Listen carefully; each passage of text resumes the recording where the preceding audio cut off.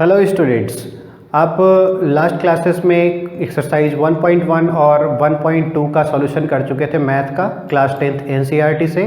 और अब हम लोग आ गए हैं एक्सरसाइज 1.3 की तरफ। एक्सरसाइज 1.3 बेस्ड है इर्रेशनल नंबर्स पे।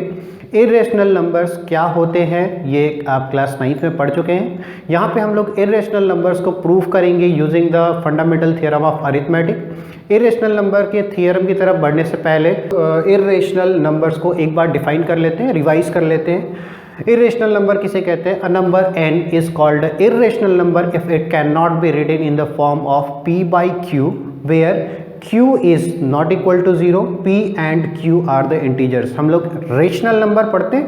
रेशनल नंबर किस फॉर्म में होते हैं? p by q के फॉर्म में होते हैं। यानी p by q के फॉर्म में जो नंबर्स नहीं रिप्रेजेंट किए जा सकते उन्हें हम इर्रेशनल नंबर्स कहते हैं।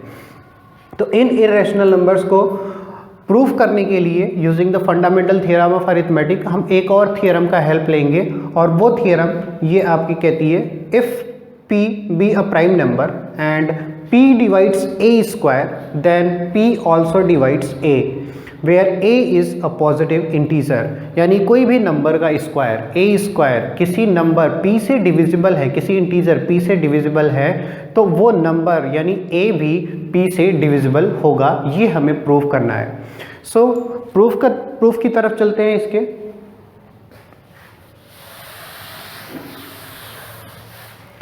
इसमें स्टेटमेंट दी गई है। गिवन स्टेटमेंट क्या है? p divides a square. Given statement is p divides a square and we have to prove that p divides a।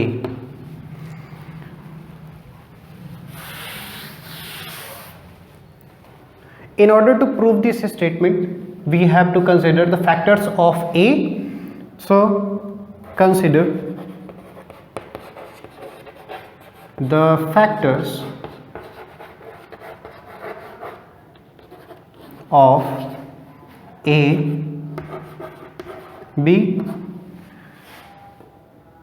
a is equal to p1, p2, p3, pn।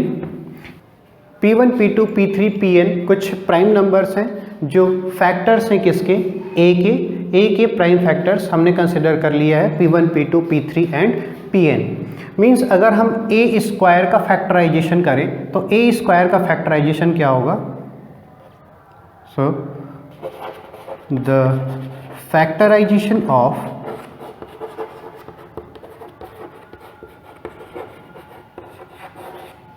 a square become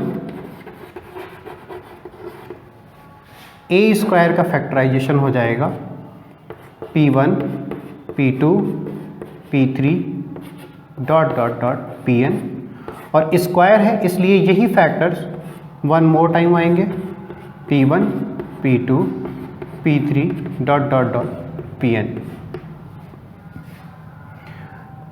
अब यहाँ पे जो a के factors है p1, p2, p3, pn, उन्हीं factors को हमने क्या कर दिया? दो बार लिख दिया p1, p2, p3, pn, p1, p2, p3 and pn। हमें स्टेटमेंट गिवन है p divides a square. If p divides a square, अगर a स्क्वायर को p डिवाइड कर सकता है इसका मतलब ये कि p इन्हीं फैक्टर्स में से कोई एक नंबर होगा। यानी p1, p2, p3 till pn जितने भी प्राइम नंबर्स हैं इन प्राइम नंबर्स में से ही p भी एक फैक्टर हो सकता है। So if p divides a square, p is one of p1, p2, p3, pn। इन सब में से कोई भी एक p के इक्वल होगा। अगर इन सब में से कोई भी एक p के इक्वल होगा तो p किसका फैक्टर हो सकता है? ए का भी फैक्टर हो सकता है, क्योंकि P1, P2, P3, Pn ये सारे फैक्टर्स ए के भी फैक्टर हैं। So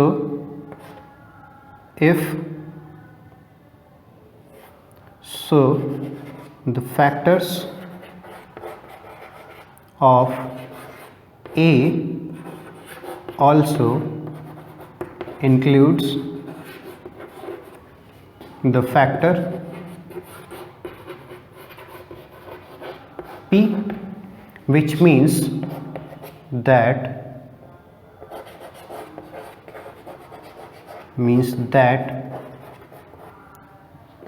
A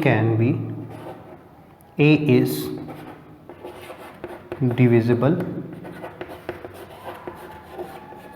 by P। तो कोई भी नंबर a स्क्वायर है, अगर p से डिवाइड हो सकता है तो a भी p से डिवाइड हो सकता है। यही हमें प्रूव करना था, तो हमने कंक्लूड कर दिया कि a is divisible by p। तो बच्चों इसके बाद सेकेंड थियरम हम लोगों का इस चैप्टर में है। सेकेंड थियरम इर्रेशनैलिटी प्रूव करनी है √2 की, जिसके बेसिस पे ही हम किसी भी इर्रेशनल नंबर को प्रूव करेंगे। तो बच्चों नेक्स्ट थियरम है √2 इज इर्रेशनल। √2 एक इर्रेशनल नंबर है, इसको प्रूव करना है। इसको प्रूव करने के लिए हम बेसिक कॉन्सेप्ट यूज करेंगे, तो fundamental theorem of arithmetic, fundamental theorem of arithmetic, और साथ में अभी जो थ्योरम हमने प्रूव किया था डिवीजन का, यानी a स्क्वायर को अगर p डिवाइड कर सकता है तो a को भी p डिवाइड करेगा। इन दोनों थ्योरम का यूज करके हम √2 इज इर्रेशनल प्रूव करेंगे। अगर √2 को इर्रेशनल प्रूव करना है तो सबसे पहले हम एक स्टेटमेंट कंसिडर करेंगे, यानी हम कंसिडर करेंगे √2 इज रेशनल। हमने एक स्टेटमेंट कंसिडर कर लिया √2 इज रेशनल। ऐसा हमने क्यों किया? हम प्रूफ करने की कोशिश करेंगे कि √2 एक रेशनल नंबर है। अगर हमारा जो फाइनल स्टेटमेंट है वो कंट्राडिक्ट करता है ओरिजिनल स्टेटमेंट जो हमने कंसिडर किया है उसको, तो हम क्या प्रूफ कर सकते हैं कि √2 is not a rational number, means √2 is irrational. हमने कंसिडर किया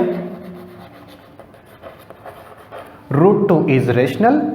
√2 इज रेशनल को हम लिख सकते हैं सो वी कैन राइट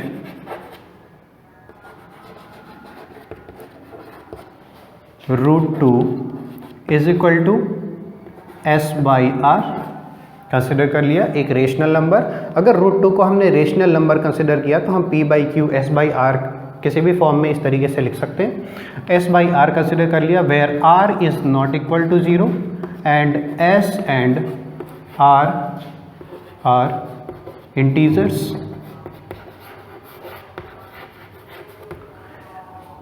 हम यहाँ पे कंसिडर कर लेंगे कि s और r दो ऐसे नंबर्स हैं जिनके कुछ कॉमन फैक्टर्स हैं। तो हमने कंसिडर किया let s and r have common factor. अगर कोई कॉमन फैक्टर होगा यहाँ पे तो उस कॉमन फैक्टर से हम s और r में डिवाइड कर देंगे। Dividing s and r by its common factor,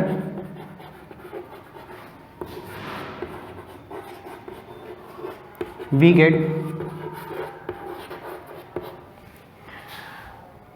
√2 is equal to a/b। अब यहाँ पे b नॉट इक्वल टू 0 तो होगा ही, साथ में a और b क्या होंगे? a and b are coprime integers. को प्राइम इंटीजर्स बच्चों वो होते हैं जिनके बीच आपस में कोई भी कॉमन फैक्टर नहीं होता है। यानी हमने s और r में जो भी कॉमन फैक्टर था उससे s और r दोनों को डिवाइड कर दिया। डिवाइड करने के बाद जो भी प्राइम फैक्टर्स मिले ये क्या है? आपस में को प्राइम फैक्टर्स, को प्राइम इंटीजर्स हैं, यानी इनके बीच में कोई भी कॉमन फैक्टर नहीं है। इसको हम लोग रीअरेंजमेंट करके बच्चों इस तरीके से लिख सकते हैं b√2 is equal to a। इस स्टेटमेंट को स्क्वायर कर देंगे both side, squaring both side, ये हो जाएगा बच्चों √2b whole square is equal to a square. यहाँ पे √2 का स्क्वायर करेंगे 2 और b का स्क्वायर कर देंगे is equal to a square. इस स्टेटमेंट को आप देखेंगे तो आपको पता चलेगा 2 is the factor of a square. a square के फैक्टर यहाँ पे कौन कौन से हैं? एक 2 है और एक b है। b का पावर 2 है यानी b 2 बार आया है और 2 एक बार आया है। 2 is the factor of a square means a square is divisible by 2। So a is also divisible by 2। तो हमने अभी अभी जो थ्योरम प्रूफ किया था 2 से अगर a स्क्वायर डिविजिबल है तो 2 से a भी डिविजिबल होगा। और इसके बाद अगर a 2 से डिविजिबल है तो हम इस स्टेटमेंट को लिख सकते हैं a is equal to 2c means 2 is one of the factor for a और c कोई इंटीजर है जिससे a डिविजिबल होगा। इसको हम लोग पुट कर देते हैं इस वाले स्टेटमेंट में, यानी a की वैल्यू को हम यहाँ पे पुट कर देते हैं, सब्स्टिट्यूट कर देते हैं। हम लिखेंगे substituting for a in equation first. इसको फर्स्ट इक्वेशन कंसिडर कर लेते हैं। इसमें जब हम a की वैल्यू को पुट करेंगे ये मिलेगा 2b square is equal to 2c whole square. ये हो जाएगा 2b square is equal to 4c square. इसको हम बच्चों 2 से डिवाइड कर देते हैं बोथ साइड, यहाँ पे मिलेगा 2। तो इसे हम लिख सकते हैं b square is equal to 2c square. यहाँ पे बच्चों फिर से एक स्टेटमेंट मिल गई b square is equal to 2c square, यानी 2 फिर से हमें एक फैक्टर मिल गया किसके लिए? b स्क्वायर के लिए। अगर b स्क्वायर का 2 फैक्टर है तो b का भी 2 फैक्टर होगा, यानी b स्क्वायर अगर डिविजिबल है 2 से तो b भी 2 से डिविजिबल होगा। तो यहाँ पे बच्चों हम लिख सकते हैं 2 can divide b square, so 2 can divide b। बच्चों हमें 2 स्टेटमेंट मिल गया है, a is divisible by 2 and b is also divisible by 2। हमें यहाँ पे जो रिजल्ट्स मिले हैं उसके हिसाब से a और b का एक कॉमन फैक्टर मिला है 2। a भी 2 से डिविजिबल है और b भी 2 से डिविजिबल है, एक कॉमन फैक्टर 2 मिल गया।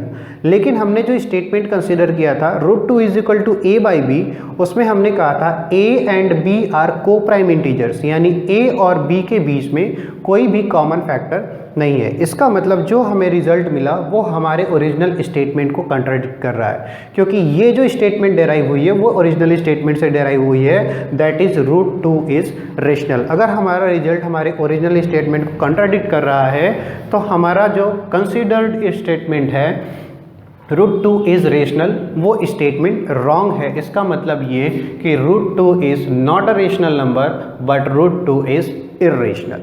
ठीक है बच्चों, इस तरीके के किसी भी क्वेश्चन जिसमें √3, √5, √2 इस तरीके के क्वेश्चन आएंगे तो हम क्या कर सकते हैं, हम इसी प्रोसेस के थ्रू उसे प्रूफ कर सकते हैं एज अ इर्रेशनल नंबर। अब एक्सरसाइज की तरफ आते हैं, एक्सरसाइज 1.3। एक्सरसाइज 1.3 में फर्स्ट क्वेश्चन से स्टार्ट करते हैं।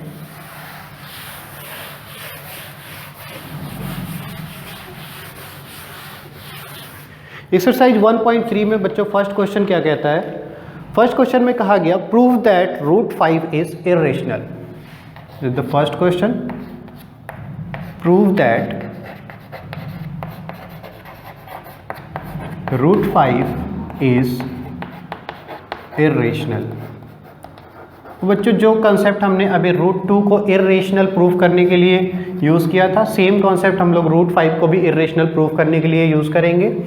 तो हम यहाँ पे इसका सॉल्यूशन करते हैं, प्रूव करते हैं। Consider root 5 is rational. अगर रूट 5 एक रेशनल नंबर है तो हम लिख सकते हैं, we can write root 5 is equal to a by B. बच्चों r बाई एस हमने कंसिडर किया था ताकि आपको कॉमन फैक्टर के बारे में पता चले। यहाँ पे कॉमन फैक्टर के बारे में हम नहीं भी लिखेंगे तो हम डायरेक्टली कर सकते हैं, हम डायरेक्टली a और b कंसिडर कर लेते हैं को प्राइम फैक्टर्स को जिसमें कोई भी कॉमन फैक्टर नहीं है। हमने कंसिडर कर लिया root 5 is equal to a by B where b is not equal to 0 and a and b are coprime factors. A और बी कैसे फैक्टर्स हैं? को प्राइम फैक्टर्स हैं, यानी सॉरी फैक्टर्स नहीं लिखते, इसको नंबर लिखते हैं, को प्राइम नंबर्स और द को प्राइम इंटीजर्स। तो हमें यहाँ पे कोई कॉमन फैक्टर नहीं मिला तो हमें एक स्टेप और करने की ज़रूरत नहीं है। इसको हम लोग रीअरेंज करेंगे, ये हो जाएगा b root 5 is equal to a। इसको बोथ साइड स्क्वायर कर देंगे, squaring both side,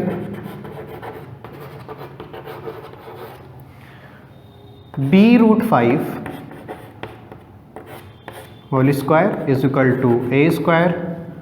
it will be 5b square is equal to a square. हमें यहाँ पे एक स्टेटमेंट मिल गया, means 5 divides a square, 5 divides a square. 5 और b स्क्वायर a स्क्वायर के फैक्टर्स हैं, इसलिए a स्क्वायर 5 से डिविजिबल होगा, यानी 5 divides a square employees that means 5 divides a। अगर a स्क्वायर 5 से डिविजिबल है तो a भी 5 से डिविजिबल होगा। अब यहाँ पे हम लोग क्या लिख सकते हैं, इस स्टेटमेंट को यूज़ करके a is equal to 5c means 5 is one of the factor for a। इस a की वैल्यू को हम लोग पुट कर देते हैं इक्वेशन फर्स्ट में, सब्स्टिट्यूटिंग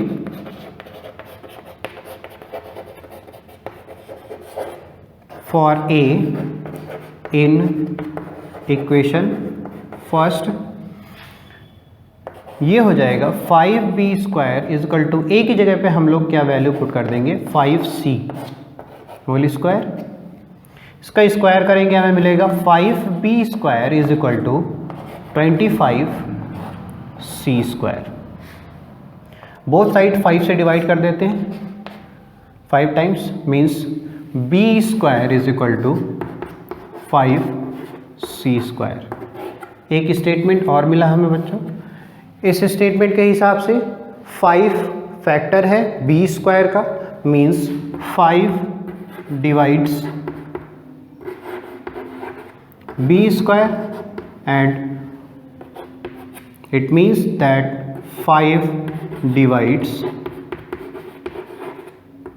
b। हमें यहाँ पे दो स्टेटमेंट मिल गए, 5 divides a and 5 divides b। Means बच्चों a और b दोनों के फैक्टर्स 5 और 5 हैं, मीन्स कॉमन फैक्टर्स। अगर a और b के कॉमन फैक्टर्स हमारे पास हैं तो इसका मतलब ये कि a और b आपके कैसे नंबर होंगे, कैसे इंटीजर होंगे, को प्राइम इंटीजर नहीं होंगे। लेकिन हमने स्टेटमेंट में क्या कंसिडर कर रखा है, A and B are coprime integers, और को प्राइम इंटीजर होंगे तभी हमने क्या कंसिडर किया था, √5 is equal to a by b. इसका मतलब जो स्टेटमेंट हमने कंसिडर किया है √5 इज रेशनल, ये स्टेटमेंट हमारा कॉन्ट्राडिक्ट कर रहा है रिजल्ट को, इसलिए हमारा कंसिडर्ड स्टेटमेंट गलत है, रॉन्ग है। हमारा सही स्टेटमेंट यहाँ क्या होना चाहिए, √5 इज इर्रेशनल। तो हम लोगों ने क्या प्रूव किया यहाँ पे, √5 इज इर्रेशनल। ठीक है बच्चों, ये फर्स्ट क्वेश्चन का सॉल्यूशन है। सेकंड क्वेश्चन की तरफ बढ़ते हैं। Second question,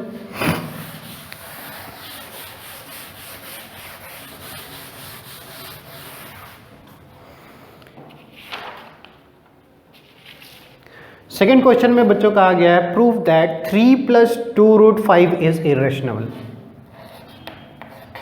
prove that 3 + 2√5 is irrational.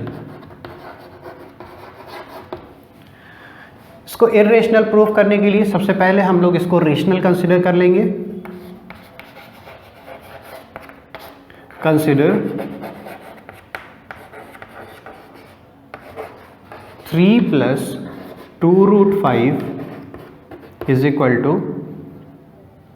और consider 3 + 2√5 is a rational.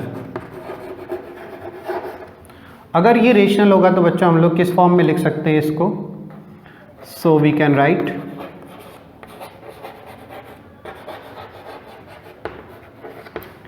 3 + 2√5 is equal to a by b ही कंसिडर कर लेते हैं, where b is not equal to 0 and a and b are coprime integers.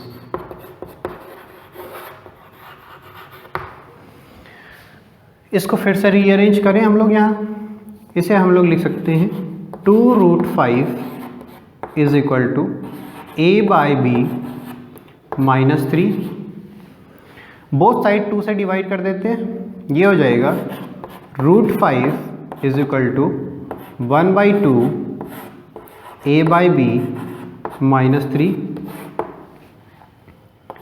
√5 is equal to a by 2b -3/2।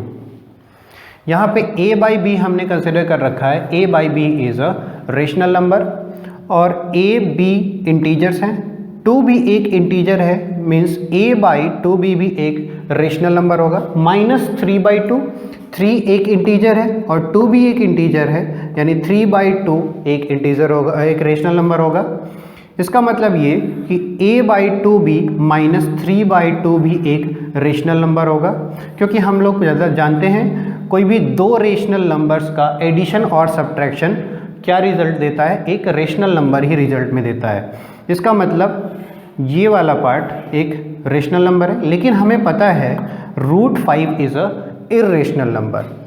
तो हमें equation में left hand side में एक irrational number मिल रहा है और राइट हैंड साइड में एक रेशनल नंबर मिल रहा है। इसका मतलब ये कि जो भी स्टेटमेंट हमने कंसिडर किया है वो स्टेटमेंट रॉन्ग है, और हमें क्या कहना चाहिए, हमें ये कहना चाहिए 3 + 2√5 इज इर्रेशनल, यानी ये एक इर्रेशनल होगा। तो हम लोग यहाँ पे क्या लिख सकते हैं, since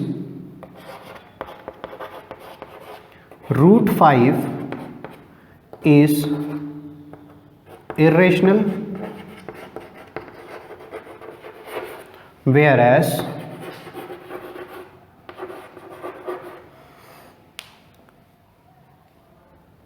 a by 2b -3/2 is a rational, which contradicts our statement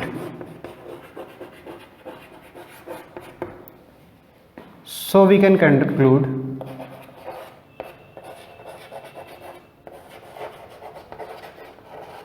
that 3 plus 2 root 5 is irrational. Okay, ये बच्चों क्वेश्चन नंबर सेकंड का प्रूफ था। नेक्स्ट क्वेश्चन की तरफ बढ़ते हैं, क्वेश्चन नंबर 3। क्वेश्चन नंबर 3 में बच्चों क्या कहा गया?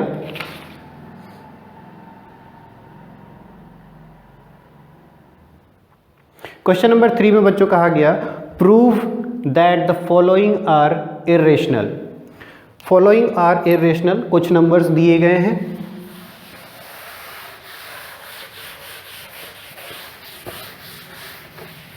इनको भी इसी कॉन्सेप्ट पे बेस्ड करेंगे हम लोग प्रूफ। कहा गया prove that following numbers are irrational. First one is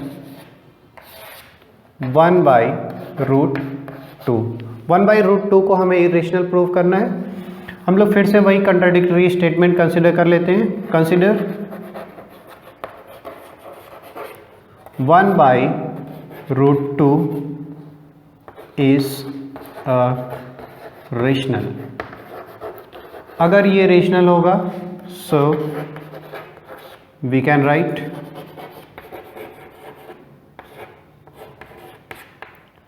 1/√2 is equal to a/b, और फिर से हम यहाँ पे मेंशन कर देंगे b not equal to 0 and a and b are को प्राइम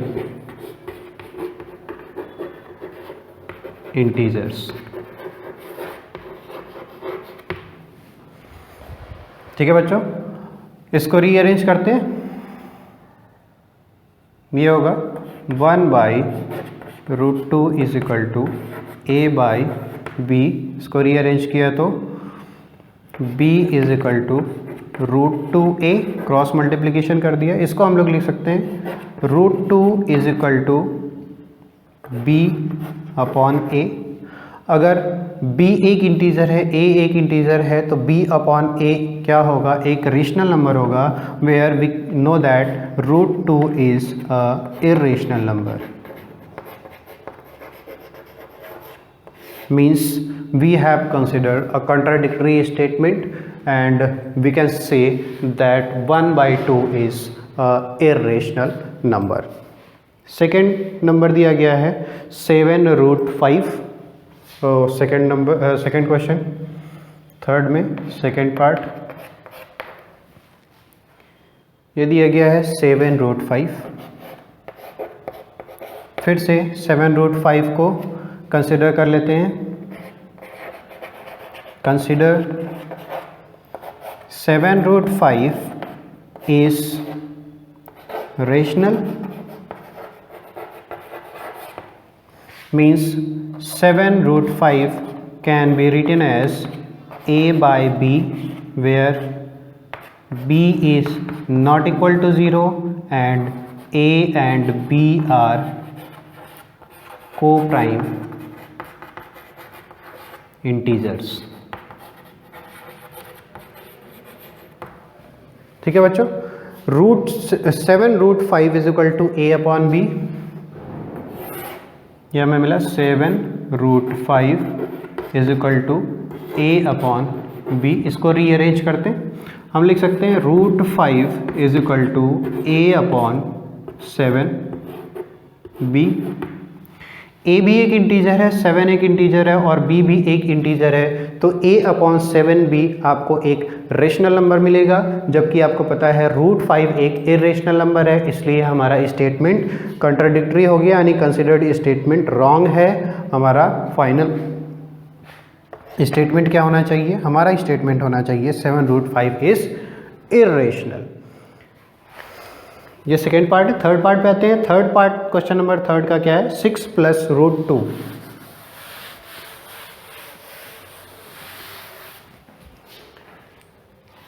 6 + √2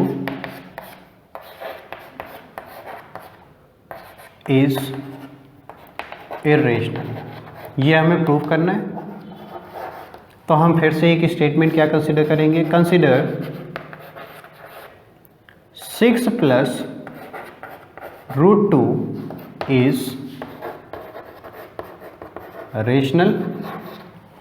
अगर ये रेशनल है so we can right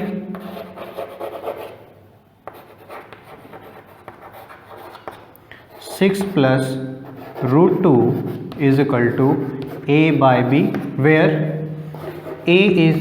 b is not equal to 0 and a and b are co-prime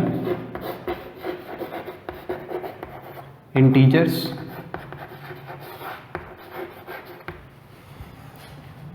इसको हम लोग रीअरेंज करके बच्चों क्या लिख सकते हैं, 6 plus root 2 is equal to a upon b minus 6। इसको आप कह सकते हैं a upon b। a upon b हमने क्या कंसिडर किया है, एक रेशनल नंबर कंसिडर किया है, a अपॉन b रेशनल होगा, माइनस 6 एक रेशनल नंबर है। अगर रेशनल नंबर का रेशनल नंबर से सब्ट्रैक्शन होता है या रेशनल नंबर का रेशनल नंबर के साथ एडिशन होता है तो रिजल्ट में बच्चों हमें एक रेशनल नंबर ही मिलता है। इसलिए जो राइट हैंड साइड में नंबर मिलेगा वो हमें एक रेशनल नंबर मिलेगा, लेकिन लेफ्ट हैंड साइड में रूट 2 है, रूट 2 एक इर्रेशनल नंबर है। इसका मतलब ये कि जो हमारा कंसिडर्ड स्टेटमेंट है वो स्टेटमेंट रॉन्ग है। हमें क्या कहना चाहिए, हमें ये कहना चाहिए 6 प्लस रूट 2 इज इर्रेशनल। ये हमारा करेक्ट स्टेटमेंट होगा।